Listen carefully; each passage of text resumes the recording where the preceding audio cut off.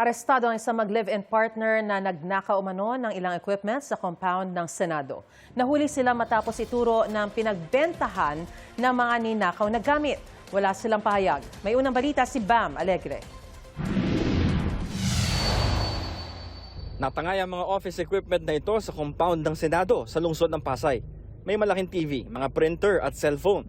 Nabawi ito ng pulisya dahil nagsumbong sa mga otoridad ang pinagbentahan ng mga nakaw na equipment. Itinuro niya sa pulisya kung sino ang mga nagbenta sa kanya ng mga gamit. Naibalik na ang mga ito sa kumpanyang may-ari. Sa investigasyon ng pulisya, nakatira malapit sa gilid ng Senate compound ang mga suspect na mag-live-in partner.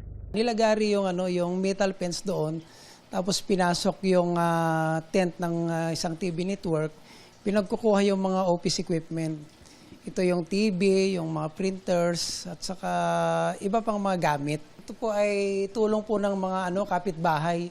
Sila po yung nagsabi na itong mag-live-in partners, sila nga yung nakita na nagbit-bit ng mga equipment. Nagsagawa ng follow-up operation ng pulisya para matunto ng mga suspect. Matapos ang 2 araw, naaktuhan nila ang mag-live-in partner na kasali sa illegal na sugal malapit sa Jocno Boulevard, Barangay 76 sa Pasay City.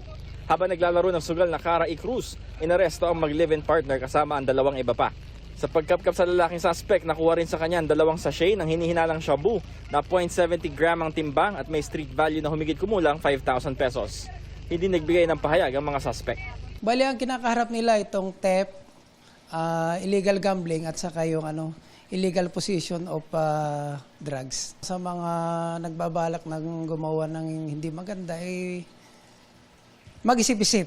Kasi kahit saan sila pupunta, the long arms of the law will caught them.